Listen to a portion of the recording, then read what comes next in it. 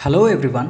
UPSC prelim booster current affairs series में आपका स्वागत है। आज है 25 सितंबर 2023। आज हम देखेंगे कौन कौन से article PIB, the Hindu newspaper के साथ साथ अदर करंट अफेयर्स की मैगजीन और न्यूज़पेपर में इम्पॉर्टेंट रहे हैं।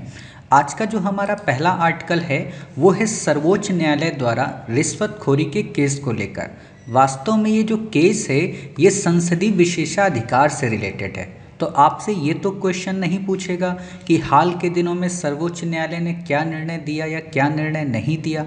आपसे जो प्रश्न बनेगा वो केवल और केवल संसदीय विशेषाधिकार पर बनेगा कि संसदीय विशेषाधिकार क्या हैं, इसके क्या क्या प्रोविज़न हैं और किन किन प्रोविज़न पर छूट प्राप्त है और किन पर नहीं प्राप्त है। तो ये काफ़ी डेप्थ टॉपिक हो जाता है। हम यहाँ पर पूरी कोशिश करेंगे कि आपको करंट अफेयर्स के हिसाब से पढ़ा दें, लेकिन जब आप हमारे यूपीएससी प्रीलिम्स के जीएस के कोर्स को जब कवर करेंगे तो वहाँ पर हम संसद के टॉपिक में इसको और भी डेप्थ में पढ़ाएंगे। ठीक, बाकी एमसीक्यू के जरिए तो हम आपको रिवाइज कराएंगे ही कराएंगे कि कैसे अनेक प्रकार से प्रश्न आपसे पूछे जा सकते हैं। क्लियर इतनी बातें? तो ये चर्चा में क्यों रहा? चर्चा में इसलिए है क्योंकि हाल के दिनों में सुप्रीम कोर्ट की 7 न्यायाधीश की पीठ गठित की गई है जो कि 1998 के मामले को फिर से सुनेगी। 1998 का मामला क्या था कि पीवी नरसिम्हा राव की जब सरकार थी, पीवी नरसिम्हा राव जो थे, उनका मामला ये था कि झारखंड में जो झारखंड मुक्ति मोर्चा जो पार्टी है उन्होंने वोट अगेंस्ट में करने के लिए रिश्वत ली थी। जैसे संसद में आप देखते हो ना कि किसी बिल पे वोटिंग करनी होती है तो वो विशेषाधिकार के अंतर्गत आता है कि कोई भी व्यक्ति अपने मन से कहीं पे भी वोट कर सकता है। लेकिन ये सामने आया कि ये जो वोट इन्होंने किया था, इस वोट करने के लिए इन्होंने रिश्वत ली थी। तो ये मामला बन जाता है भ्रष्टाचार का, या कहें एक तरीके के संसदीय विशेषाधिकारों के उल्लंघन का। तो सुप्रीम कोर्ट ने उस समय 5 न्यायाधीशों की पीठ का गठन किया था 1998 के दौर में, बट ये मामला पूरी तरह से सॉल्व नहीं हो पाया। अब इस मामले को फिर से पुनर्विचार करने के लिए 7 न्यायाधीशों की पीठ का गठन किया गया। आप में से कई सारे बच्चों के मन में यही बात नहीं क्लियर हो रही होगी कि 5 न्यायाधीश क्यों थे, फिर 7 क्यों हो गए। तो इसका मैं आपको कॉन्सेप्ट बताता हूँ। मूल बात यह है कि जब भी किसी बड़े डिसीजन को दिया जाता है, कोई भी बड़ा डिसीजन, जैसे आप अभी पढ़े होंगे 3 तलाक को लेकर या राम मंदिर को लेकर, ठीक है, तो इसमें संविधान की पीठ गठित की जाती है। और जब भी आपको कहीं पर ये शब्द मिले कि संविधान की पीठ का गठन हुआ है तो उसका मतलब ये होता है कि 5 जजों की वो पीठ है। ठीक, और जब 5 जजों की पीठ के द्वारा दिया गया कोई भी निर्णय किसी भी व्यक्ति को मान्य नहीं होता है तो इससे बड़ी जो पीठ गठित की जाती है वो होती है 7 जजों की। और जब 7 जजों का भी मान्य नहीं होता है तब वो जाती है 10 जजों पे। कहने का मतलब ये है कि डिसीजन आप जितनी बार नहीं मानते हो, पीठ उतनी ही बढ़ती जाती है। अभी तक लगभग 1 से 2 बार ही 10 जजों के केस हुए हैं, वरना न्यूनतम 5 में ही सॉल्व हो जाता है मैक्सिमम मामलों में। ठीक है, तो जब भी 5 जज का वर्ड आएगा उसको बोलते हैं संविधान पीठ। ठीक है, 3 जज को संविधान पीठ नहीं बोलते हैं। इतनी बातें क्लियर हो गई? चलिए, अब जब इतनी बातें क्लियर हो गई तो आपसे ये कुछ नहीं पूछेगा। आपसे जो प्रश्न बनता है कि आर्टिकल 105 का संबंध किससे है या आर्टिकल 1942 का संबंध किससे है, तो आर्टिकल 105 है ये संसद से रिलेटेड है। ठीक है, और आर्टिकल 19 है ये राज्य की विधानसभाओं से रिलेटेड है। इतनी बातें क्लियर हुई? चलिए, अब हम एक बात और क्लियर करते हैं कि ये संसदीय विशेषाधिकार का मतलब क्या है, एक सार अर्थ का क्या मतलब है। इसका मतलब ये होता है कि कोई भी विधायक, ठीक है, या फिर कोई भी सांसद, ठीक, अपने कार्यों को बिना किसी डर या कहें बिना किसी हिचक या बिना किसी पूर्वाग्रह के संचारित कर सके। जैसे आपने देखा होगा कि अभी हाल के दिनों में नई संसद भवन का जब उद्घाटन हुआ, माननीय प्रधानमंत्री मोदी जी ने कहा कि हम इस नई संसद में अपने आचरण से इसको और बेहतरीन बनाएंगे। ठीक है, ये बात अलग है कि उन्हीं के पार्टी के एक सांसद ने अभद्र भाषा का प्रयोग करके अमर्यादित संस्कार का एक जीता जागता एग्जाम्पल सेट किया, जो कि आज़ाद भारत की संसद में कभी भी नहीं हुआ। एक बार ये बात अलग है कि महुआ जो मोहिपात्रा हैं, जो टीएमसी की सांसद हैं, उन्होंने एक बार ऐसा ही शब्द यूज किया था, लेकिन अभी जिस तरीके से उन्होंने गाली गलौज और अभद्र शब्दों का उपयोग किया वो काफ़ी भयावह थे। ठीक, अब यहाँ पर बात क्या आती है कि उन्होंने जो ये शब्द उपयोग किए एज अ सांसद के रूप में, तो उनके खिलाफ कोई केस नहीं हो सकता। ठीक है, अगर यही बात उन्होंने संसद के बाहर कही होती तो जो बीएसपी के सांसद थे वो उनके खिलाफ केस कर सकते थे। समझ गए? तो ये विशेषाधिकार प्राप्त होता है कि आप अंदर कुछ भी कर सकते हो। लेकिन यहाँ पर यह भी ध्यान रखने वाली बात है कि कई बार इन मामलों को अगर स्पीकर ध्यान में रख ले, अगर स्पीकर को लगे, जो पीठासीन अधिकारी होते हैं उनको अगर लगे कि हाँ इन्होंने गलत बोला है, इनके खिलाफ कार्रवाई की जानी चाहिए, तो फिर वो उनको सदन से सस्पेंड भी कर सकते हैं। बट वही है कि बीजेपी पार्टी से रिलेटेड हैं तो इसलिए नहीं किए गए, वरना आपने देखा होगा कि आम आदमी पार्टी के संजय सिंह को सस्पेंड किया गया। ठीक है, तो ये चीज़ें होती हैं, तो इस चीज़ से छूट देने के लिए ये विशेषाधिकार बनाए गए। क्लियर? अब यहाँ पे कई कंडीशंस हैं, उन कंडीशंस को आप ध्यान रखिए, बस उससे ज़्यादा आपसे प्रश्न नहीं पूछा जाएगा। ठीक है, आप इसको पढ़ लेना। यहाँ पे आपसे क्वेश्चन तो नहीं बनेगा, जो क्वेश्चन आपका बनेगा वो बनेगा इन आर्टिकल्स पे। देखो, मैं हमेशा एक बात बोलता हूँ आप लोगों से कि आपको आर्टिकल 1 से लेके 51 का तक तो याद होना ही होना चाहिए, बट जो करंट अफेयर्स में आर्टिकल आते हैं, जैसे 105(2) आया, ठीक है, इसी तरह से आपने देखा होगा 142 आता है, तो ये आर्टिकल जब करंट में आते हैं तो आपको ये भी फिर याद रखने हैं। समझ गए? क्योंकि प्रश्न बन सकता है कि हाल ही में चर्चा में रहा अनुच्छेद 105 क्लॉज 2 का संबंध क्या है। इसको बोलते हैं 105 क्लॉज 2। ठीक है, तो क्या संबंध है? तो आप बता सकते हो कि सर इसका संबंध है संसदीय विशेषाधिकारों से। अब ये क्या है? संसद का कोई भी सदस्य। एक बात और, आप में से कई बच्चे एक चीज़ को लेकर और कंफ्यूज रहते हो। कई बार आप लोगों ने एक शब्द सुना होगा आम बोलचाल में कि वो विधायक साहब हैं और वो सांसद साहब हैं। ठीक है, तो सांसद उसको बोलते हैं जो संसद में जाता है। ठीक है, विधायक उसको बोलते हैं जो राज्य विधानमंडल में होता है, यानी कि वो एमएलए होता है और वो एमपी होता है। कई बार लोग कहते हैं ना कि वो आम बोलचाल में कि अरे विधायक साहब जा रहे, विधायक साहब जा रहे। सांसद बहुत कम बोला जाता है, लेकिन नॉर्मली विधायक बोला जाता है, तो कई बार सांसद को भी विधायक ही कह दिया जाता है। बट आपको पता होना चाहिए कि दोनों में ये डिफरेंस है। ठीक, संसद का कोई भी सदस्य, अब यहाँ पर कोई भी का मतलब समझते हो, मनोनीत या निर्वाचित, ये ध्यान रखना। कोई भी सदस्य प्रतिनिधि सभा या उसकी किसी समिति में कही गई किसी भी बात या दिए गए मत के संबंध में किसी भी न्यायालय में किसी भी कार्यवाही के अधीन नहीं होगा। काफ़ी एक्सट्रीम वर्ड है ये सब, है ना। आपको दे देगा कि किसी भी न्यायालय में कुछ कार्यवाही के अधीन होगा या इस न्यायालय में कार्रवाई के अधीन होगा लेकिन सुप्रीम कोर्ट में नहीं होगा। तो ये क्वेश्चन आपको पता होना चाहिए कि किसी भी न्यायालय में और किसी भी कार्रवाई के अधीन नहीं होगा। और कोई भी व्यक्ति संसद के किसी भी सदन द्वारा या उसके अधिकार के तहत कोई रिपोर्ट, पेपर, वोट या कार्यवाही के प्रकाशन के संबंध में इस तरह के दायित्व के अधीन नहीं होगा। इस लाइन का क्या मतलब है? इस लाइन का ये मतलब है कि अगर कोई सांसद कोई रिपोर्ट उसको पब्लिश कर देता है बाहर का मतलब किसी न्यूज़ मीडिया चैनल को दे देता है, ठीक है, कोई पेपर दे देता है, ठीक है, या कोई अन्य चीज़ दे देता है जो नेशनल सिक्योरिटी के अधीन नहीं है, तो उस पर भी आप कार्रवाई नहीं करोगे। क्लियर इतनी बातें? अनुच्छेद 105 क्लॉज 2 का उद्देश्य ये सुनिश्चित करना है संसद के सदस्य परिणामों के डर के बिना अपने कर्तव्यों का पालन कर सकें। अब इस लाइन पे ही प्रश्न आ जाएगा कि अनुच्छेद 105 क्लॉज 2 का सर्वोत्तम आशय है, और वहाँ पर केवल यही लाइन लिखी होगी। 4 लाइनें होंगी, वहाँ पर ये लाइन आपको मिलेगी, तो आप इसी को क्लिक करेंगे कि यही सही है। ठीक है, अब यही बातें रिपीट हो रही हैं राज्य विधानमंडल को लेकर। ठीक है, तो आप इसको पढ़ लेना, सेम टू सेम बातें हैं। ठीक है, अब बात करते हैं 105 109 क्लॉज 2 का उद्देश्य यह सुनिश्चित करना है कि संसद तथा राज्य विधानमंडल के सदस्य अपनी अभिव्यक्ति या वोट के परिणामों के डर के बिना स्वतंत्र रूप से अपने कर्तव्यों का निर्वहन कर सकें। ठीक है, तो यही बातें हैं, ये जो ऊपर बात लिखी वो यहाँ पे भी लिखी है।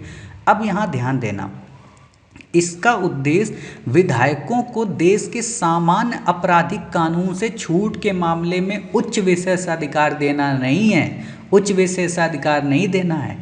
कई बार क्या होता है कि आपको लाइन तो दे देगा कि संसदीय विशेषाधिकार, और वहाँ पर दे देगा कि सामान्य आपराधिक कानूनों के अंतर्गत भी इनको छूट मिलती है, इसके अंतर्गत भी छूट मिलती है, तो आप कहोगे ना, केवल संसद के जो कार्यवाही के जो कानून हैं उस पे उनको छूट मिलती है। पर्सनल लाइफ में उन्होंने जो बवाल कर रखे हैं, जो हत्या के जो मुकदमे उनके ऊपर चले हुए हैं, उससे उनको छूट नहीं है, उस पर उनका आईपीसी ही लगेगा, सीआरपीसी ही लगेगा। ठीक है, तो ये बात यहाँ पर इम्पॉर्टेंट है, आपको दे देगा तो आप इस पर गलत मत कराना। ठीक है, फिर बात करते हैं कि संसदीय विशेषाधिकार क्या होते हैं। नाम से ही समझ में आ रहा कि कुछ अतिरिक्त अधिकार देना। ठीक, जैसे एक क्वेश्चन आया है यूपीएससी में कि समानता का आशय है, तो वहाँ पर क्या लाइन थी, विशेषाधिकारों का अभाव, लेकिन ये अपवाद है। ठीक, संसदीय विशेषाधिकार वे विशेष अधिकार, उन्मुक्तियां एवं छूट हैं जो संसद के दोनों सदनों, उनकी समितियों एवं उनके सदस्यों को प्राप्त हैं। अब मेरे जैसा अगर बनाने वाला एग्जामिनर हुआ तो मैं तो यही बनाऊंगा कि संसद के दोनों सदनों को एवं उनकी समितियों को तो प्राप्त हैं, लेकिन उनके सदस्यों को नहीं प्राप्त हैं। या मैं बना दूंगा कि संसद के निर्वाचित प्रतिनिधियों को तो प्राप्त हैं, लेकिन मनोनीत को नहीं प्राप्त हैं। तो ये आपको खुद से ही थिंक करना है कि दोनों सदन का मतलब दोनों सदनों के दोनों मेंबर, मनोनीत और निर्वाचित। ठीक है, ये विशेषाधिकार 105 में परिभाषित किए गए हैं। ठीक, इन विशेषाधिकारों के तहत संसद सदस्यों को अपने कर्तव्यों के दौरान किसी भी बयान, अब जो उन्होंने लिया बयान सांसद साहब ने, ठीक है, वो बयान अमर्यादित था। ठीक है, वो एक तरीके का आप कह सकते हो कि अभद्र था, है ना, अराजक तत्व के रूप में भी जाना जा सकता है उसको, तो इसके खिलाफ उनके लिए कोई कार्यवाही नहीं होगी। ठीक है, लेकिन अगर यहाँ पर ये शब्द वो कह देते कि मार डालेंगे तुमको जान से, है ना, तो वहाँ पर फिर क्रिमिनल केस आ जाता।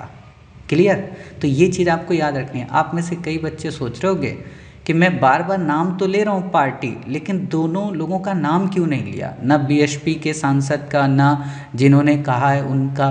तो देखो, आप एक यूपीएससी एस्पायरेंट हो, आप किसी पॉलिटिकल पार्टी के टूल नहीं हो। ठीक है, तो कभी भी आप कोई भी बात कहना, है ना, तो किसी पर्सन का नाम मत लेना। पर्सन का नाम लेना मीडिया का काम है, विपक्ष का काम है। आप एक अधिकारी हो और ये चीज़ आपको सिखाई जाएगी कि आपको आगे चल के लोगों के नाम नहीं लेने हैं, लेकिन उनका अपराध का जिक्र आपको करना है। इसीलिए मैं अभी से आपके अंदर वो प्रैक्टिस डाल रहा हूँ कि आपको बस पता हो कि अच्छा ये घटना घटी, एक सांसद ने की, बस। ठीक है, अब यहाँ पे क्या लिखा है, किसी भी बयान या किए गए कार्य के लिए किसी भी नागरिक दायित्व से छूट दी गई, लेकिन आपराधिक दायित्व से नहीं। अब मान लो कोई पिस्तौल लेके चला जाए, पहले तो संभव ही नहीं है, और वहाँ गोली चलाने की धमकी दे दे, तो वो वहाँ पे फिर आपराधिक के अंतर्गत आ जाएगा। विशेषाधिकारों का दावा तभी किया जा सकता है जब व्यक्ति सदन का सदस्य हो। अब यहाँ पे भी लाइन बनेगी कि विशेषाधिकारों का दावा तब भी किया जा सकता है जब व्यक्ति सदन का सदस्य ना हो। तो आपको पता हो कि ऐसा गलत है। ठीक है, सदस्यता समाप्त होने पर विशेषाधिकार समाप्त हो जाते हैं। आपको कहेगा कि सदस्यता समाप्त होने पे विशेषाधिकार समाप्त नहीं होते हैं। देखो, जिस दिन आप इस तरीके से पढ़ने लगे ना कि क्वेश्चन क्या बनेगा, मतलब लाइन तो दी है, आपने देखा होगा कि एम लक्ष्मीकांत साहब ने अपनी बुक्स में फैक्ट तो बहुत दिए हैं, लेकिन उन फैक्ट को यूटिलाइज कैसे करना है, उस पर नेक्स्ट लेवल का क्वेश्चन कैसे बनेगा, ये उन्होंने नहीं बताया है। और ना उन्होंने बताया, ना मार्केट के कोचिंग संस्थानों ने बताया। तो इसीलिए मैं कहता हूँ कि मेरी करंट की क्लास करो, सीखो यहाँ से और अपने को बेहतर से और बेहतर बनाओ। ठीक है, अब वो विशेषाधिकार क्या है कि संसद में वाक एवं अभिव्यक्ति की स्वतंत्रता है, मतलब कुछ भी आप बोल सकते हो। अब ये स्वतंत्रता क्या है, थोड़ी सी अलग है। जो आर्टिकल 19 है ना, उससे थोड़ी सी अलग है। आर्टिकल 19 में क्या है कि आपकी स्वतंत्रता वहीं तक सीमित है जहां पर दूसरे की स्वतंत्रता का हनन ना हो। यहाँ पर क्या है कि आप यहाँ पर बोल सकते हो, ठीक है, कुछ भी बोल सकते हो, ठीक, इस पे कार्रवाई नहीं होगी। जैसे अगर आर्टिकल 19 के अंतर्गत बात की जाए, जो बात सांसद महोदय ने की, अगर वो बाहर करते तो आर्टिकल 19 उनको इस चीज़ की अनुमति नहीं देता है, लेकिन संसद के अंदर की तो उनको वहाँ पर वो अनुमति थी। समझ गए, ये डिफरेंस समझो। स्वतंत्रता संसद के सदस्य को प्रदान की गई वाक एवं अभिव्यक्ति की स्वतंत्रता से अलग है।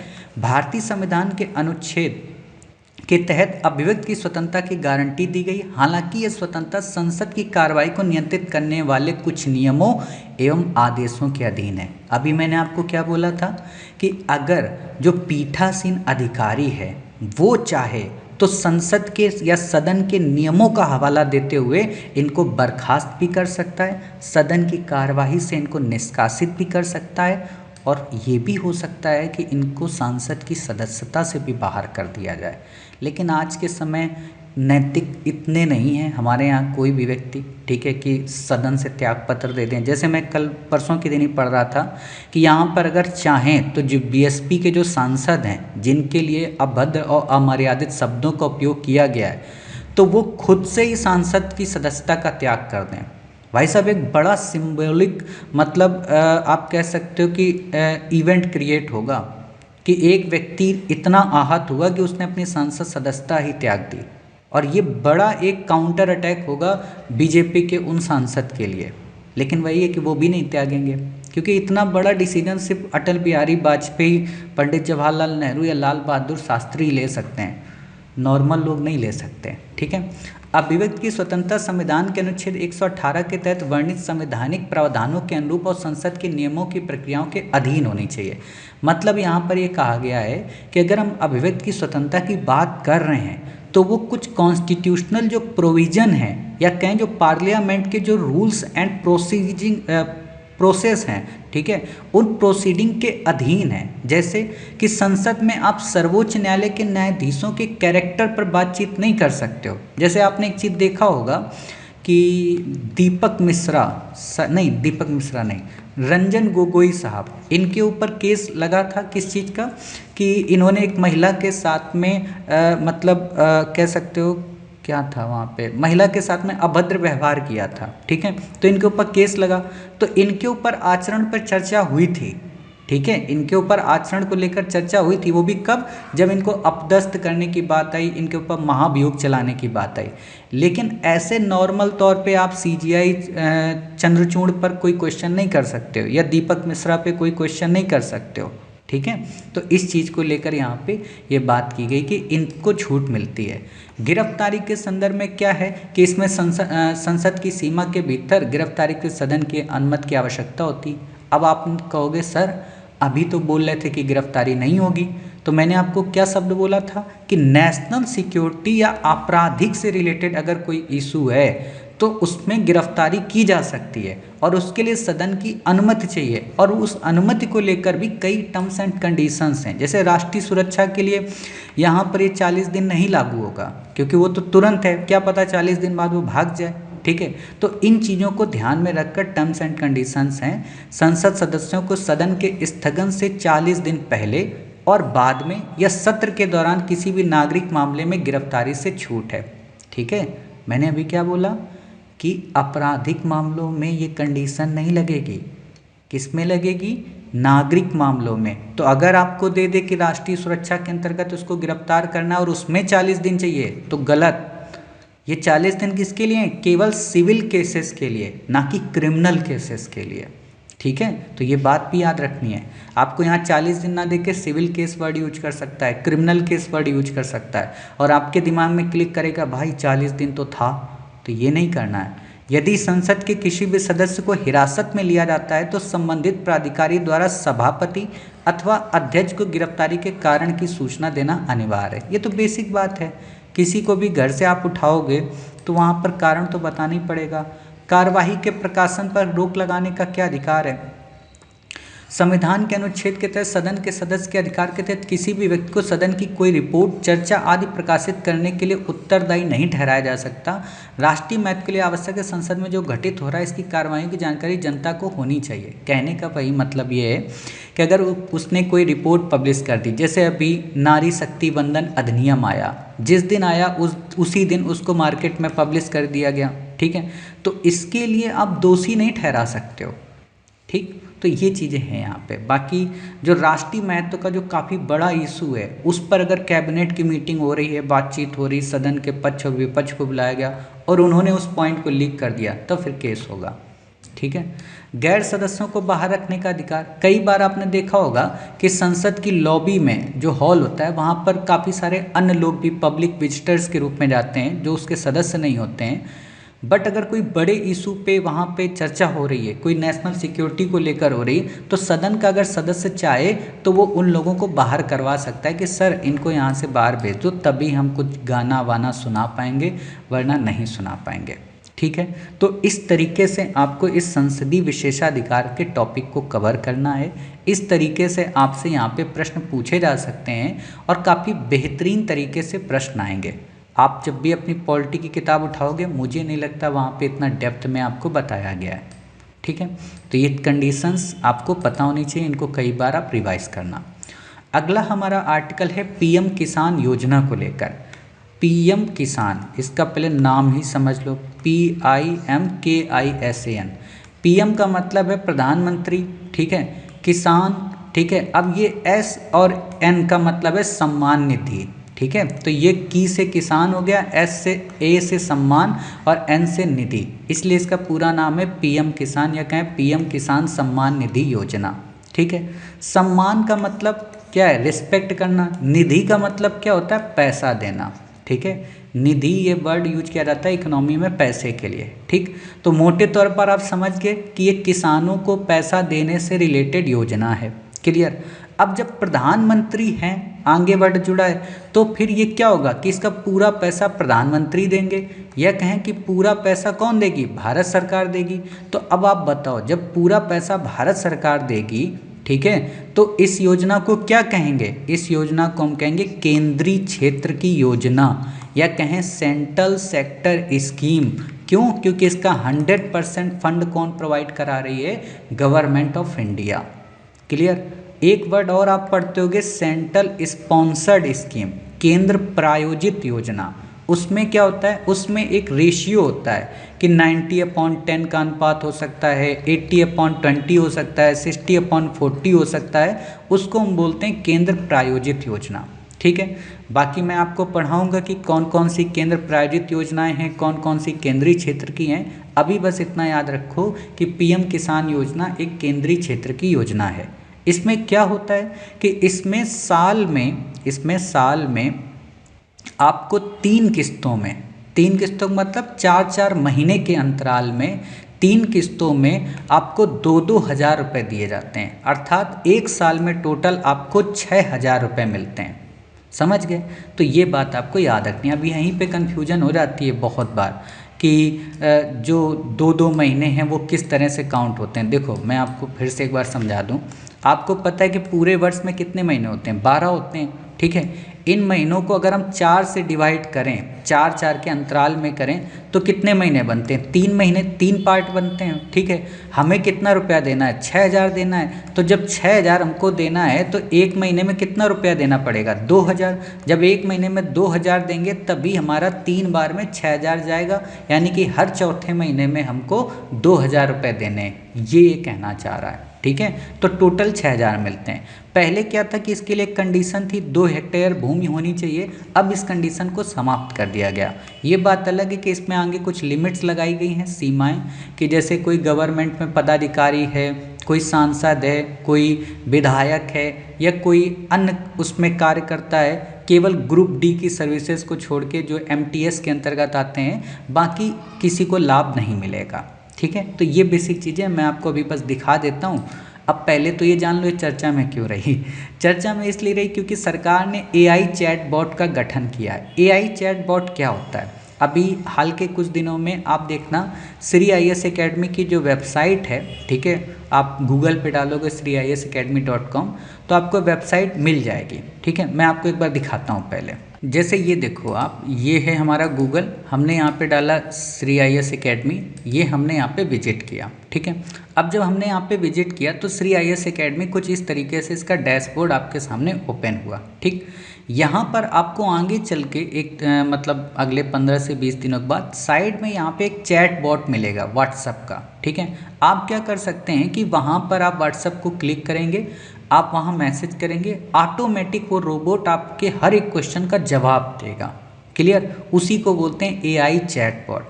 या आप में से जिन बच्चों ने श्री IAS एकेडमी का कोर्स परचेज़ किया होगा या आपने जब भी इसको लॉगिन किया होगा तो आपको ऑटोमेटिक एक मैसेज आ जाता है कि आप श्री IAS एकेडमी में इनरोल हुए, आपको बहुत बहुत धन्यवाद, है ना। आपको तुरंत रिसिप्ट बन के आ जाती है।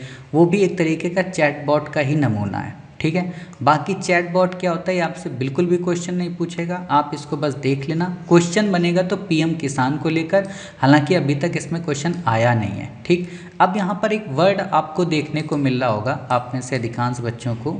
वो वर्ड क्या है? वो वर्ड यहाँ पे आप ये देखिए, फ्लैगशिप योजना है। ठीक है, जब भी ऐसे शब्द आपको मिलते हैं, आपने देखा होगा कि कुछ समय पहले आप एक शब्द और पढ़ते होंगे जिसको क्या बोलते हैं कि अम्ब्रेला योजना है। ठीक है, अम्ब्रेला का क्या मतलब होता है? अम्ब्रेला का मतलब होता है छाता। ठीक है, अम्ब्रेला योजना उस योजना को कहते हैं कि जो एक बड़ी योजना हो, उस बड़ी योजना के अंतर्गत कई सारी छोटी योजनाएं हों। जैसे आपने देखा होगा कौन सी अम्ब्रेला योजना है? आयुष्मान भारत।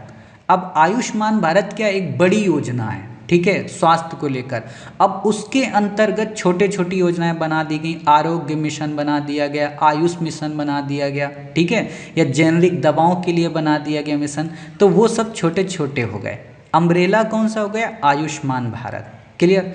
इसी तरीके से एक वर्ड आज आप और सुन रहे हो जिसका नाम है फ्लैगशिप योजना। ठीक है, ऐसे क्वेश्चन इंटरव्यू में बहुत पूछते हैं और अच्छों की हवा निकल जाती है। ठीक है, फ्लैगशिप योजना किसको कहते हैं? फ्लैगशिप योजनाएं वो योजनाएं होती हैं जो कोर सेक्टर को प्रमोट करती हैं, डेवलपमेंट के जो कोर सेक्टर हैं। जैसे एजुकेशन से रिलेटेड कोई अगर स्कीम हो, या हेल्थ से रिलेटेड कोई स्कीम हो, या फिर आपकी इन्वायरमेंट से रिलेटेड कोई स्कीम हो, या फिर आपकी एग्रीकल्चर से कोई रिलेटेड स्कीम हो, या फिर कोई आपकी एम्प्लॉयमेंट से रिलेटेड कोई स्कीम हो, या फिर आपकी अर्बन एंड रूरल डेवलपमेंट से रिलेटेड कोई स्कीम हो।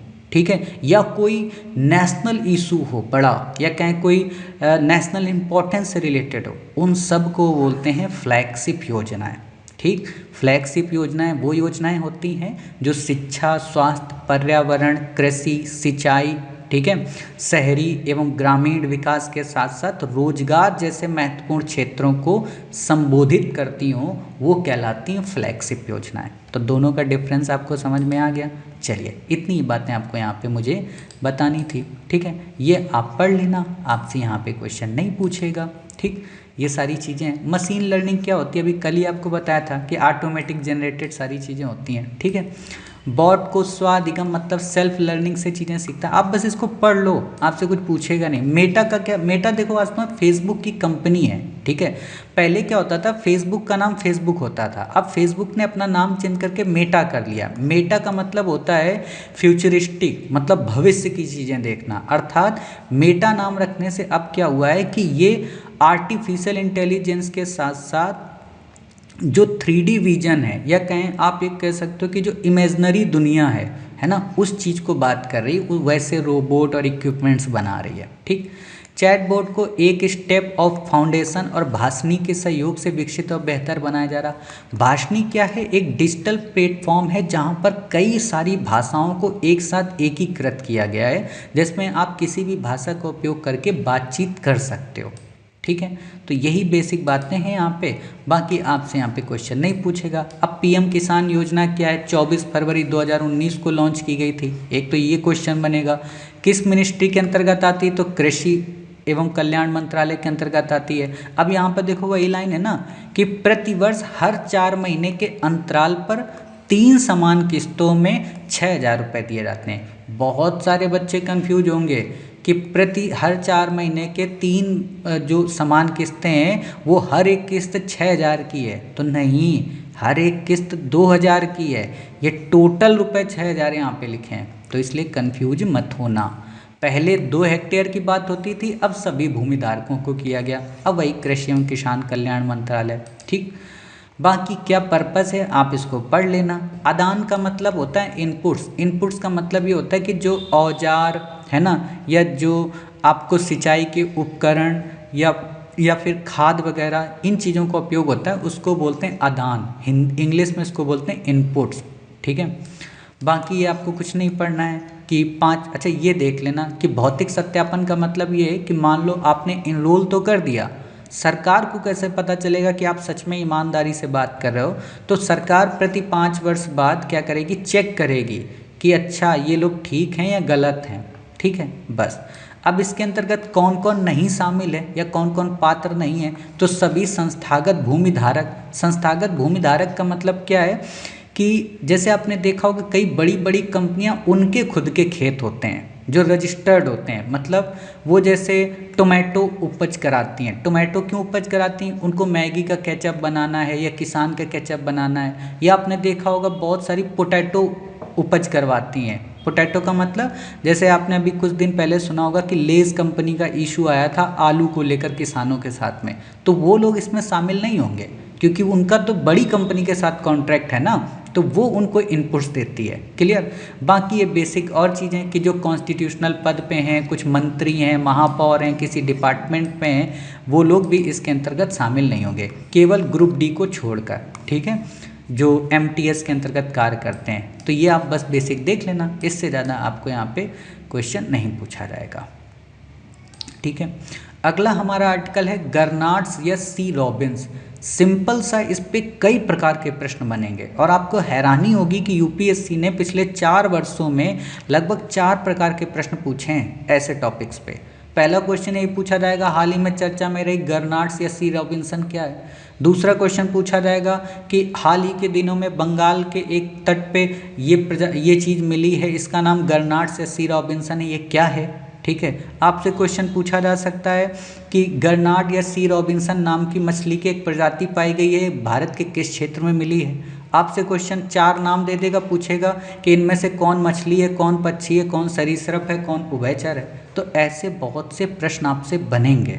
ठीक है, तो आपको बस इतना याद रखना है कि गर्नार्ड या सी रॉबिन्सन एक मछली की प्रजाति है जो बंगाल के तट पर मिली है, या कहें पश्चिम बंगाल में मिली है। इसका जो आधिकारिक नाम है वो है पेट्रिका ग्रोटिंगला इंटरमेडिका। ठीक है, तो आप बस इतना याद रखना और कुछ भी मत याद रखना, सारी चीज़ें छोड़ दो। इसकी कलर कैसा है, इसकी शक्ल कैसी है, आपसे नहीं पूछेगा। अब कुछ बच्चों के दिल में धड़कनें तेज हो गई होंगी कि अच्छा मजाक करते हो, ऐसा भी क्वेश्चन आता है क्या। तो चलो आपको दिखा देते हैं कि ऐसा क्वेश्चन आता भी है, नहीं आता है। ठीक है, तो जैसे ये आप देखो 2016 के पेपर में यूपीएससी ने क्वेश्चन पूछा था। ठीक है, कि हाल ही में हमारे वैज्ञानिकों ने केले के पौधे की एक नई और भिन्न जाति की खोज की है जो कि 11 मीटर तक जाती, फल का गूदा नारंगी रंग का, भारत के किस भाग में है। तो वैसा ही क्वेश्चन है ना, तो आप बता देना कि किस भाग में, अंडमान द्वीप में खोजा गया था। ठीक है, तो इसका आपका आंसर ए हो जाता है। इसी तरह से एक क्वेश्चन और पूछा गया था, ये देखो, ये तो रिपीटेड क्वेश्चन है भाई साहब।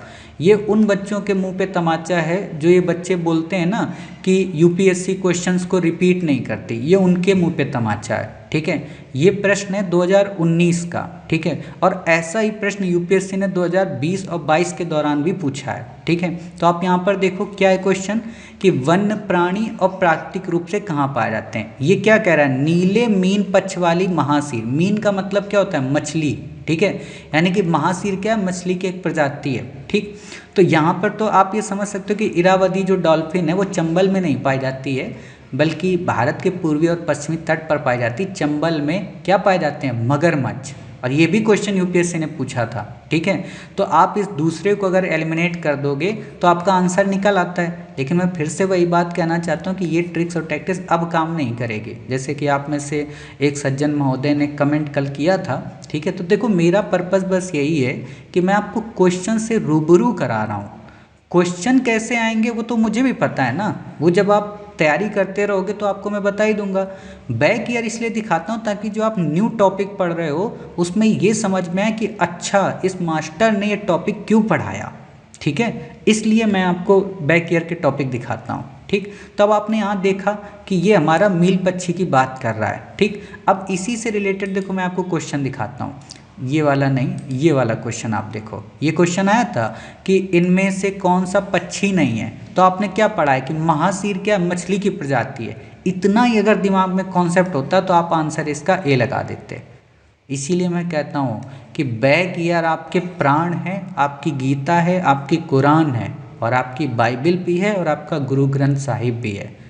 बैक ईयर को सुबह उठते ही कम से कम 20 से 50 क्वेश्चन रोज देखा करो, तब समझ जाओगे। ठीक है, अब ये देखो एक तरीके का ये भी वैसा ही प्रश्न है ना, कि कौन है या ये क्या है चर्चा में। तो अगर आपको पता होता कि चर्चा में क्या है तो आप बता देते कि सर पक्षी हैं, समझ गए। तो ये चीज़ें इसीलिए क्वेश्चन आती हैं, क्वेश्चन आते हैं कहने का मतलब। तो आपको बस ये याद रखना है। और ये भाई साहब दुनिया की किसी भी ट्रेडिशनल इन्वायरमेंट की बुक में नहीं मिलेगा। वो लोग जो दावा ठोकते हैं ना कि शंकर आईएएस की हमें इन्वायरमेंट की किताब चाहिए, अरे भाई इतना हिंदी मीडियम में कंटेंट है, आप वही पढ़ लो।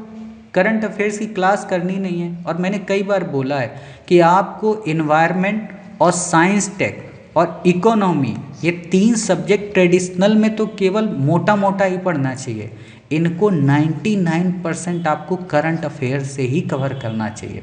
और आपको बस इस चीज़ की खुशी होनी चाहिए कि श्री आईएएस एकेडमी की करंट अफेयर्स की क्लास में इन्वायरमेंट, साइंस टेक और इकोनॉमी का कोई भी हम टॉपिक छोड़ते नहीं हैं और आपको गलत भी नहीं होने देते हैं। अगर आप केवल हमारी क्लास कर लोगे ना और ट्रेडिशनल की, इकोनॉमी की, साइंस टेक और इन्वायरमेंट कर लोगे, 100% हो जाएगा।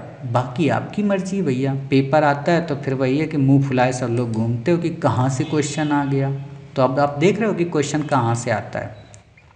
ठीक है, इससे ज़्यादा आपको यहाँ पे नहीं पढ़ना है। अब बात है कि किसने इसको खोजा, तो भारतीय प्राणी सर्वेक्षण ने खोजा। अब यहाँ पर क्वेश्चन घुमा देगा। ठीक है, क्वेश्चन क्या घुमाएगा कि ये पर्यावरण एवं वन मंत्रालय के अधीन तो है, लेकिन आपको दे देगा कि इसका गठन 1972 के environment wild life protection act के तहत किया गया या फिर इन्वायरमेंट प्रोटेक्शन एक्ट 1986 के तहत किया गया, तो गलत हो जाएगा। क्यों? क्योंकि इसका गठन 1916 में किया गया था। ठीक है, 1916 में किया गया था।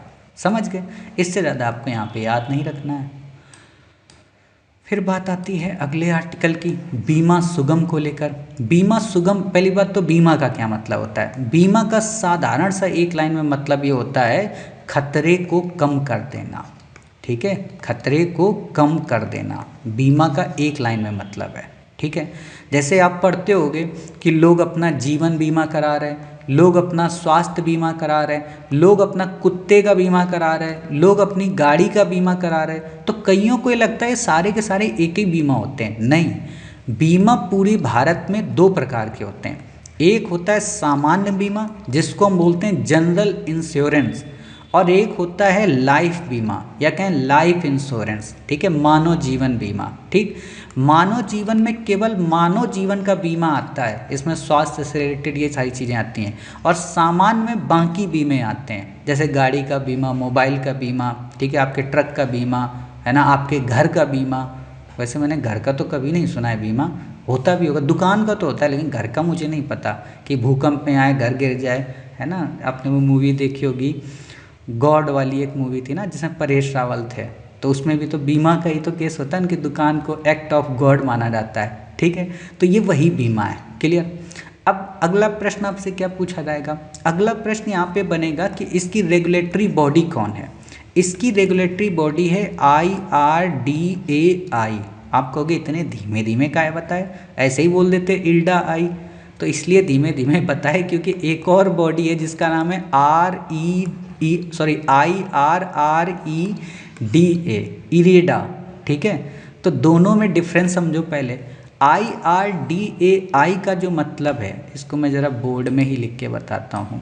ठीक है, IRDAI जो है ये बीमा से रिलेटेड है। इसका पूरा नाम क्या है, इंश्योरेंस, ठीक है, regulatory and develop authority of India, developing authority of India, ठीक है। यानी कि ये इंश्योरेंस से रिलेटेड है। और जो मैंने बोला IREDA, ये किससे, रिन्यूएबल एनर्जी से, यानी कि इसका पूरा नाम है Indian renewable energy development agency, ठीक। तो दोनों में कंफ्यूज नहीं होने का, इल्डा आई बीमा से। अब जैसे आप लोग पढ़ते हो ना, शेयर बाजार को कौन रेगुलेट करता है, तो मैंने पढ़ाया है सेबी। चिट फंड को कौन रेगुलेट करता है, राज्य सरकारें, ठीक है। बैंकों को कौन रेगुलेट करता है, RBI। क्लियर। वैसे इकोनॉमी की जब क्लास पढ़ोगे, या आप में से जिन बच्चों ने पुरानी क्लासेस की होंगी उनको पता होगा। अब चर्चा में क्यों है, क्योंकि एक ऑनलाइन प्लेटफॉर्म लॉन्च किया है इल्डा आई ने, जिसको बोला है बीमा सुगम। इसमें क्या होगा, वही पुरानी बातें कि लोगों को बीमा का आसानी से उपलब्ध हो जाएगा, वो अपनी किस्तें आसानी से भर पाएंगे, बिचौलियों की समाप्ति हो जाएगी, कंपनी अपने ग्राहकों को एक बेहतर प्लेटफॉर्म दे पाएंगी। अब ये यूज कैसे किया जा रहा है, इंडिया स्टैक के जरिए। इंडिया स्टैक क्या है, एक तरीके का API है, ठीक है, यानी कि प्रोग्रामिंग इंटरफेस है।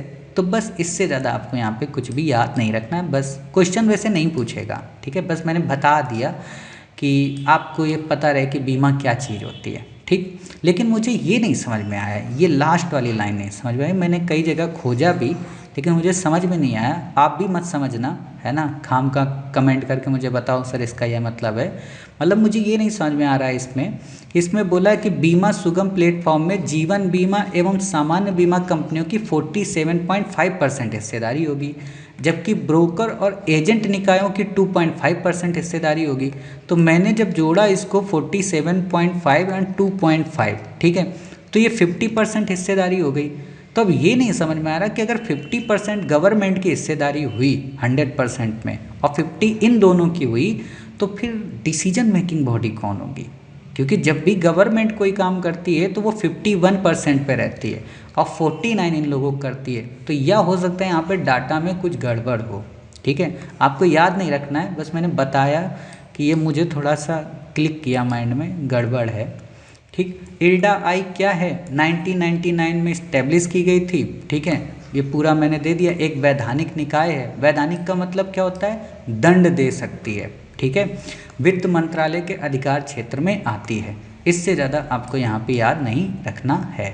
अब यहाँ पे हो सकता है क्वेश्चन घुमा दे, इल्डा आई अधिनियम 1919 और बीमा अधिनियम में निर्धारित है, वहाँ से शक्ति मिलती है। आपको यहाँ पर ये दे दे बैंकिंग अधिनियम के अंतर्गत इसको पावर मिलती है, तो गलत हो जाएगा, ठीक है। बीमा में कहीं पे बैंकिंग की बात नहीं आएगी और ना ही आपको याद रखना है, ठीक। अब वही कि India stack application programming interface, मैंने क्या बोला था, एक तरीके की वेबसाइट है। जैसे मैंने अधिकांश आप में से बच्चों को बोल रखा है कि आपको अगर कोई भी क्वेरी चाहिए, कोई भी आपको दिक्कत हो, परेशानी हो, तो आप यहाँ पर वेबसाइट ओपन करो श्री IAS Academy www करके, या ऐसे ही डालो गूगल पे सीधे कि सर हमें जाना है श्री IAS Academy। यहाँ पे आपने क्लिक किया, इसको आपने क्लिक किया श्री IAS Academy को, ठीक है, डायरेक्ट ऐसा इंटरफेस खुल जाएगा, ठीक। आप नीचे जो ही हल्का सा स्क्रॉल करोगे, यहाँ कॉन्टैक्ट अस आ जाएगा, अपना नाम भर दो, ईमेल भर दो, ये सारी चीज़ें आप यहाँ पे भर दोगे, ठीक है, सबमिट कर दोगे। विदिन 1 से 2 आवर्स के अंदर हमारी टीम आपसे कांटेक्ट कर लेगी, या हम खुद ही कर लेंगे जो भी फ्री होगा, ठीक। तो ये क्या है, ये वही API है, समझ गए। यहाँ सब कुछ आपको एक साथ मिल जाता है, बाकी आपको ये कुछ भी याद नहीं रखना है। अगला आर्टिकल है अंतर्राष्ट्रीय सांकेतिक भाषा दिवस। इम्पॉर्टेंट नहीं है, बस ये याद रखो, सांकेतिक भाषा दिवस का मतलब संकेतों में बात की जाए। संकेतों में कौन बातचीत करता है, जिनको जिनकी सुनने की क्षमता नहीं है, या जो बातों को सुन नहीं सकते, या कहें जिनके कान में प्रॉब्लम है, कोई प्राकृतिक प्रॉब्लम भी हो सकती है और कोई ह्यूमन जरिए भी हो सकती है, ठीक है। उनके लिए हम शब्द यूज करते हैं बाधिर, या कहीं पे आपको वर्ड मिलेगा बधिर, ठीक है। दिव्यांग ही वैसे कैटेगरी में आते हैं, लेकिन फिर भी हम इनको बाधिर और बधिर के रूप में जानते हैं, ठीक है।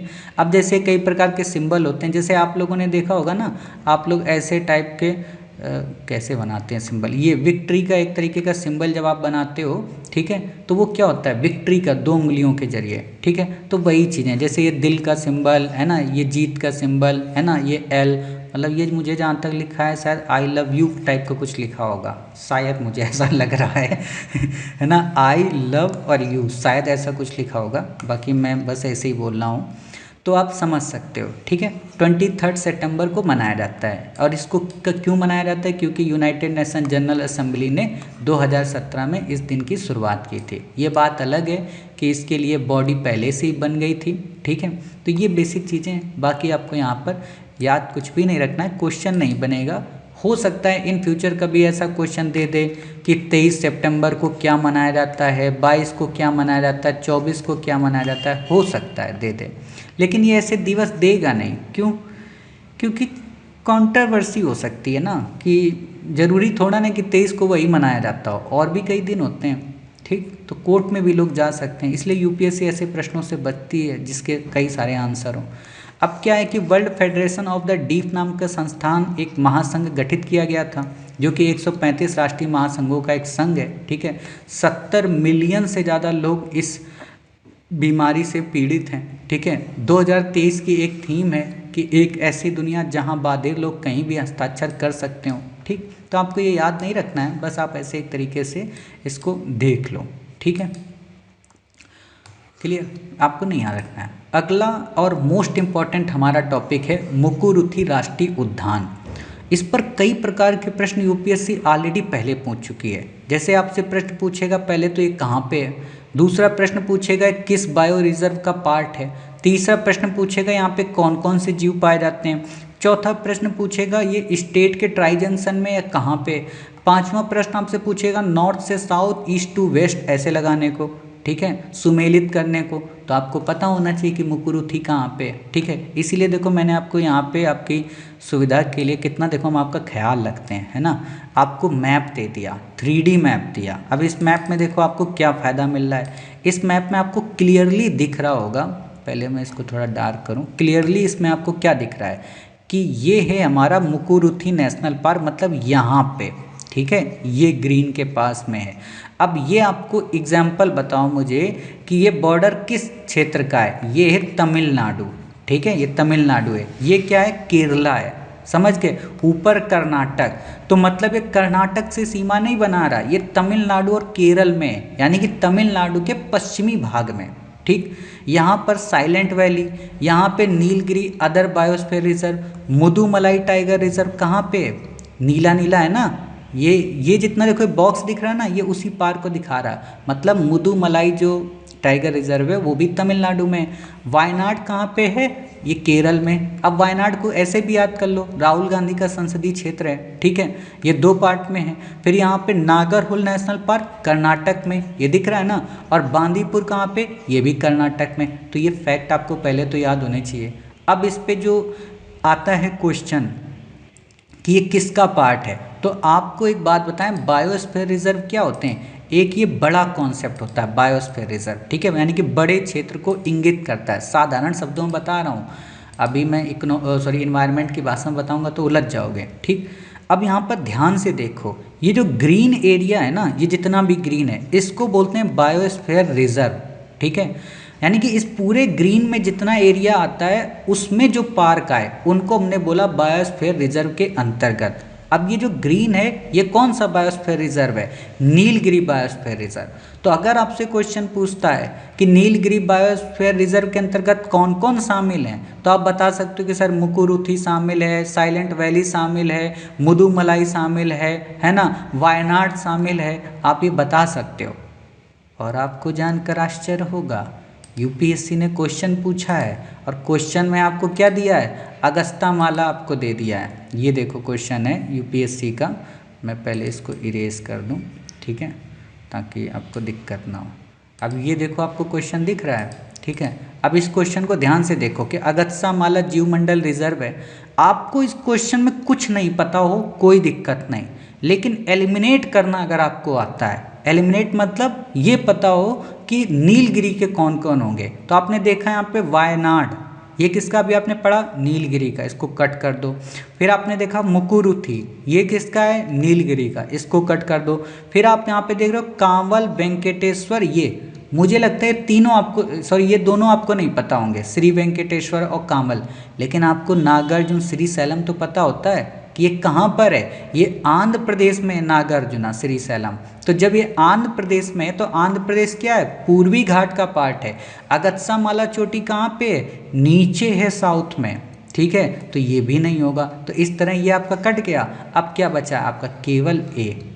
तो इस तरह से आप इसका आंसर ए निकाल सकते हो, ठीक है। ये 2019 में क्वेश्चन आया है। एक क्वेश्चन मैं आपको और दिखाता हूँ जो 2020 में आया है।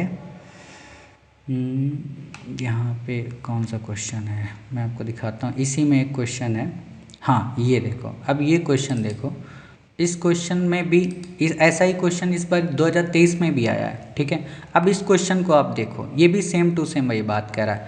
आपको क्या कह रहा है कि कावेरी बेसिन के अंतर्गत, तो आपको पता है कि वायनाड की लोकेशन कहाँ पे, आप ये मैपिंग देखो, आपको कहाँ गया है ये वायनाड, ठीक है। आपको पता है कावेरी रिवर यहीं से गुजरती है, ठीक है।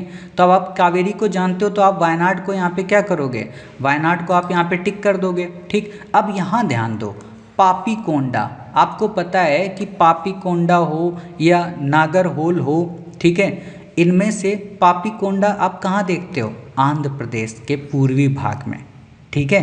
तो आप पापीकोंडा को एलिमिनेट करोगे जो ही, आपका यहाँ पे आंसर सी आ जाता है 134, ठीक। अब यहाँ पे आपको अगर ये पता है कि नागरहोल भी यहीं पे, आप यहाँ पे देखो मैपिंग में, इसीलिए तो मैं आपको पढ़ा रहा हूँ ये सब, समझ गए हो, क्योंकि ऐसे क्वेश्चन आते हैं और ये मैप मोस्ट इंपॉर्टेंट हो जाते हैं, जो कि मुझे नहीं लगता किसी करंट अफेयर्स की क्लास वाला या कोई कोचिंग संस्थान या मैगजीन वाले करा रहे होंगे। इसीलिए तो मुझे गुस्सा आती है कि पैसा लोग लेते हैं 2.5 से 5 लाख रुपए, है ना, पढ़ाते कुछ है नहीं, पता नहीं क्या बच्चों का फ्यूचर बर्बाद कर रहे हैं। खैर हमें क्या करना, हम तो आपका अच्छा कर रहे हैं ना, आप अपना अच्छा करिए, बस IAS बनिए, निकलिए यहाँ से भीड़ से, ठीक है। तो हुआ क्या, चर्चा में क्यों है, इतनी बातें तो कर ली है, चर्चा में क्यों है, तो चर्चा में वही पुरानी बातें कि जो मुकुरुथी राष्ट्रीय उद्यान है तमिलनाडु का, यहाँ पर आम लोगों के बीच और शिकारियों के बीच कोई अवैध आवाजाही ना हो। अवैध का मतलब, क्योंकि यहाँ पे बहुत सारे जानवर होते हैं, तो उन जानवर की तस्करी ना हो सके, इसलिए वन विभाग ने स्टेप लिया है। तो इसलिए चर्चा में रहा है, इंडियन एक्सप्रेस का आर्टिकल है, ठीक है। पश्चिमी घाट में तमिलनाडु के उत्तर पश्चिमी कोने पे है। अब आपको लोकेशन पता चल गई, देख लिया कि तमिलनाडु का उत्तर पश्चिमी है, ठीक है। तो भूलोगे नहीं, मरते दम तक नहीं भूलोगे आप, ठीक है। ये मुदुमलाई, बांदीपुर, नागरहोल, वायनाड, साइलेंट वैली, इन सब का नीलगिरी बायोस्फीयर रिजर्व का पार्ट है। मैं आपको आगे चल के बायोस्फीयर रिजर्व की एक लिस्ट दूंगा, मतलब 1-2 दिन में। अभी मैंने एक नया इनिशिएटिव भी शुरू किया है कि अब आपको हर एक करंट अफेयर्स की क्लास के साथ में लास्ट में इन्फोग्राफिक्स का एक मैप दिया करूं और उसमें चीज़ों को क्लियर किया करूं, जो भी क्लियर हो सकें या जो पढ़ने लायक होंगे वो पढ़ने लायक। जैसे आज मैं आपको हाथी रिजर्व को पढ़ाऊंगा, ऐसे ही आगे चल के मैं आपको बायोस्फीयर रिजर्व की लिस्ट बता दूंगा, ठीक है, वैसे ही मैप लगा दूंगा। तो धीरे धीरे आपके जो फैक्ट है ना, हवाबाजी में याद हो जाएंगे, ठीक। तो ये मैंने सब कुछ अभी आपको दिखा दिया। अगला है कीस्टोन प्रजाति। देखो ये यूपीएससी ने प्रश्न में से पूछा है और मैंने भी इन्वायरमेंट की क्लास में एक छोटा सा एग्जाम्पल दिया था जब पढ़ा रहा था कि कीस्टोन प्रजाति वो प्रजाति होती है जो संख्या में तो कम हो, जो संख्या में कम हो, साथ ही जिसका जैव भार भी कम हो, लेकिन उसका इम्पैक्ट सबसे ज़्यादा हो। जैसे एग्जाम्पल के तौर पे मैं आपको बताऊं कि आपके घर में, ठीक है, 6 यूनिट हैं, यही एग्जाम्पल मैंने दिया था, मुझे पता है कि आपके घर में 6 यूनिट हैं, ठीक है, लेकिन आपके माता पिता तो 2 ही है ना, 2 ही का मतलब एक पिता एक माता, ठीक। बट इन 2 का डोमिनेंस चलता है बाकी 6 लोगों पर, ठीक है, यानी कि ये दोनों लोग संख्या में तो कम है, ठीक, लेकिन ये 4 के 4 यूनिट को कंट्रोल में रखते हैं। अब ये मत कहना कि सर आप हमारे माता पिता को कीस्टोन प्रजाति बोल रहे हो, हमारे भी इसी के अंतर्गत आते हैं, ठीक है। तो ये याद करने का तरीका होता है, इसी को हुकिंग टैग सिस्टम बोलते हैं ऑक्सफोर्ड यूनिवर्सिटी का, कि कीस्टोन प्रजाति आप कभी भूलोगे ही नहीं कि संख्या में कम, भार में भी कम। अब आप 4 लोगों का वजन रख दो और मम्मी पापा का वजन रख दो तो अंतर तो आएगा ही ना, लेकिन इनका प्रभाव सबसे ज़्यादा है। कह देंगे शादी इसी से करनी तो करनी है, ठीक है, कह देंगे कि IAS की तैयारी नहीं करनी तो नहीं करनी है, ठीक। तो ये चीज़ें हैं, बाकी आप ये पढ़ लेना। टोडा जनजाति नीलगिरी की है, तो ये इम्पॉर्टेंट है, यहाँ पे भी क्वेश्चन बन जाएगा। जैसे मैंने मल्हार जाति झारखंड की बताई थी, मीना जनजाति राजस्थान की बताई थी, है ना, जब G20 पढ़ा रहा था। अब इसी में केरल का एक है वन्यजीव वायनाड अभयारण्य, ठीक है, उसको देख लो, 1973 में हुई थी स्थापना, नीलगिरी का पार्ट है। नीलगिरी बायोस्फीयर रिजर्व को यूनेस्को द्वारा world network of biosphere reserve में शामिल होने वाला पहला बायोस्फीयर रिजर्व था। अभी कितने बायोस्फीयर रिजर्व शामिल हैं ये मैं आपको पढ़ाऊंगा, ठीक है। तो इतनी बातें क्लियर हो गई। अब नीलगिरी के अंतर्गत कौन कौन आते हैं, ये फिर से वही बातें रिपीट हो रही हैं, आप इनको देख लेना, ये बेसिक फैक्ट देख लेना। काबिनी नदी कावेरी की एक सहायक है, कहाँ से होकर गुजरती है, वायनाड से। तो अभी आपका वो क्वेश्चन लिंक हुआ ना, वायनाड वाला, ये वाला कावेरी बेसिन, समझ गए। इसीलिए मैं कहता हूँ चीज़ें पढ़ो, मैं फर्जी कुछ नहीं पढ़ाता हूँ, मेरे पास खुद ही टाइम नहीं है इतना, तो मैं फर्जी क्यों पढ़ा के आपका टाइम वेस्ट करूँगा, ठीक है। यहाँ पे क्या क्या पाए जाते हैं ये भी इम्पोर्टेंट है, इस पे क्वेश्चन कई बार बनते हैं कि चीता कहाँ पाया जाता है, बाघ कहाँ पाया जाता है, हाथी कहाँ पाया जाता है, ठीक है, लंगूर कहाँ पाया जाता है। वैसे तो हाल के दिनों में चीता को हम कूनो नेशनल पार्क में ही वो किए हुए हैं। और एक और बात बताएं, एक क्वेश्चन यूपीएससी में आ चुका है कि भारत में कौन सी प्रजाति नहीं पाई जाती है, तो उस समय चीता ही ऑप्शन में था, एक्सटिंक्ट है हमारे यहाँ से, हमारे यहाँ चीता नहीं है, लेकिन अब मोदी जी ले आए हैं, ठीक है। तो ये बेसिक चीज़ें हैं, बाकी आपको नहीं याद रखना है। स्तनधारी का मतलब क्या होता है, स्तनधारी का मतलब होता है वो जीव जिनके हाथों में नाखून हो, ठीक है, और जो अपने बच्चे को दूध पिलाते हो, ये दो इनके बेसिक फीचर होते हैं, ठीक। अगला और लास्ट नहीं, इसके बाद एक और आर्टिकल है काओबल गली मुस्को घाटी। ये क्या है, ये वास्तव में जम्मू कश्मीर की एक घाटी है, ठीक है, जो कि कारगिल युद्ध के दौरान रणभूमि का क्षेत्र रही है। जैसे महाभारत का युद्ध कहाँ पे हुआ था, कुरुक्षेत्र में, तो कुरुक्षेत्र जिस तरह से चर्चा में रही, वैसे ही ये काओबल गली मुस्को घाटी। आपसे क्वेश्चन काओबल गली पे तो नहीं पूछेगा, सुमेलित करने को आ जाएगा कि मुस्को घाटी का संबंध किससे है, अराकू घाटी का संबंध किससे है, किस स्टेट से, मतलब तो आपको पता होना चाहिए ना कि मुस्को घाटी कहाँ पे, अराकू घाटी कहाँ पे। जैसे मैं आपको एक क्वेश्चन दिखाता हूँ, बैक में यूपीएससी ने पूछा है, अगर अभी मैंने देखा था, शायद दिख तो गया था, लेकिन अगर दिख जाता है तो मैं आपको दिखा देता हूँ। हाँ, ये देखो आपका क्वेश्चन है सियाचिन को लेकर, ठीक है, कि सियाचिन हिमनद कहाँ पे स्थित है, अक्साई चीन के पूर्व में, लेह के पूर्व में, गिलगिट के उत्तर में, नुब्रा घाटी के उत्तर में। अब अगर आपको ये पता हो कि नुब्रा घाटी कहाँ पे है, गिलगिट कहाँ पे है, लेह कहाँ पे है, अक्साई चीन कहाँ पे, तो आप इसका उत्तर निकाल सकते हो, ठीक है। इसीलिए मैं कहता हूँ कि ऐसे क्वेश्चन या ऐसे टॉपिक इंपॉर्टेंट हो जाते हैं कि जैसे मुस्को घाटी पे आपसे क्वेश्चन अगर पूछे तो आप इसका आंसर बता सकते हो, ठीक है। गुरेज घाटी कहाँ पे, उत्तरी कश्मीर में, ठीक। तो बस इससे ज़्यादा आपको यहाँ पे याद कुछ भी नहीं रखना है, क्लियर, ये बेसिक चीज़ें। अब हमारा आज का लास्ट आर्टिकल है फैक्ट के रूप में, भारत के प्रमुख हाथी रिजर्व। मैंने आपको इससे पहले नेशनल पार्क की लिस्ट दे चुका हूँ, आपको यूनेस्को साइट्स की लिस्ट दे चुका हूँ, ठीक है, आपको टाइगर रिजर्व की लिस्ट दे चुका हूँ, आज ये हाथी रिजर्व की दे रहा हूँ। जिनको ना मिली हो, छूट गई हो, परेशान ना हो, जब श्री IAS एकेडमी की करंट अफेयर्स की मैगज़ीन आएगी अगस्त माह की और सितंबर माह की, तो आपको वहाँ पर मिल जाएंगे। अभी मैगज़ीन हमारी जुलाई तक ही आई है, 31 जुलाई तक, जल्द ही आपके अगस्त और सितंबर की, जहाँ तक मुझे याद है 1 से 2 अक्टूबर तक पब्लिश हो जाएगी, ठीक है। आप में से अधिकांश बच्चों को शायद नहीं पता कि श्री IAS एकेडमी अपनी मैगज़ीन भी निकालती है। तो मैगज़ीन आती है, मतलब ये जो डेली आप करंट पढ़ते हो ना PDF, इनका कंपाइलेशन होता है पूरा। अभी जिसको डेली के हिसाब से निकलवाना हो प्रिंट, वो अपना डेली निकलवा ले, वरना हमारी 100 पेज 150 पेज की मैगज़ीन आती है, ठीक, ताकि आप बाद में एग्ज़ाम के दौरान रिविज़न कर सकें। अब यहाँ पे क्वेश्चन कैसे बनेंगे, पहले तो ये बात समझो, क्योंकि लिस्ट दे देना अच्छी बात है, ठीक है, लेकिन क्वेश्चन बताना कि क्वेश्चन कैसे बनेगा वो और भी अच्छी बात है, ठीक है।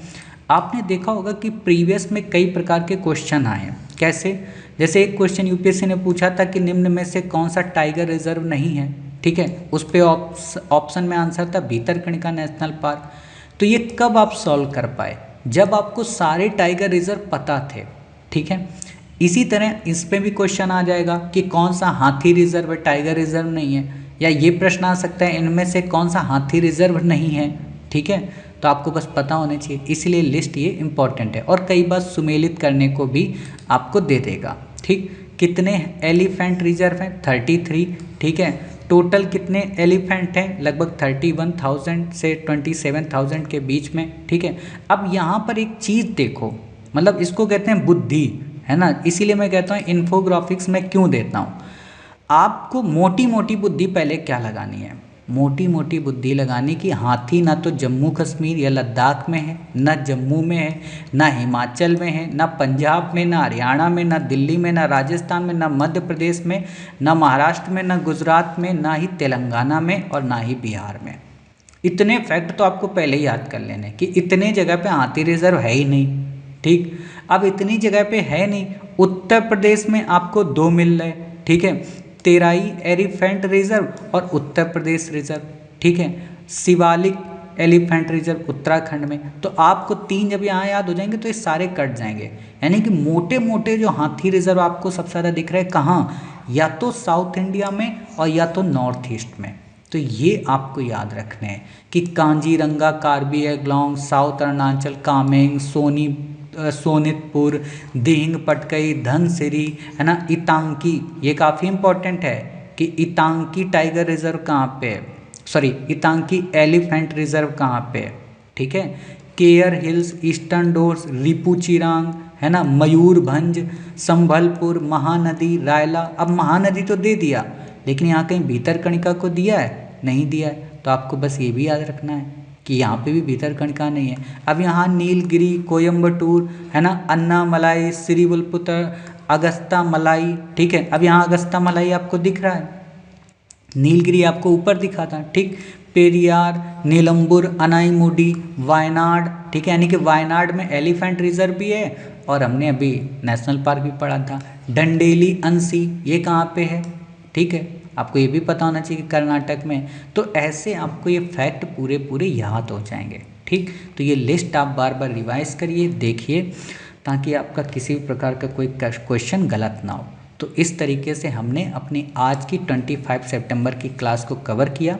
एक बात बता दें, 15 अक्टूबर के पहले तक आपको करंट अफेयर्स की क्लासेस 11 बजे ही मिला करेंगी, ठीक है, क्योंकि थोड़ा टाइम सुबह लग जाता है ज़्यादा इसको एडिट करने में, हिंदी ट्रांसलेट करने में। इंग्लिश में मुझे भेजना हो तो बहुत आसान है, अब यही सारी चीज़ों को हिंदी में ट्रांसलेट करना होता है, कंटेंट निकालना होता है, फिर बैक ईयर के क्वेश्चन देखने होते हैं, है ना, सब कुछ करना होता है। तो इसलिए अभी रात को 11 बजे करंट अफेयर्स की क्लास आती है।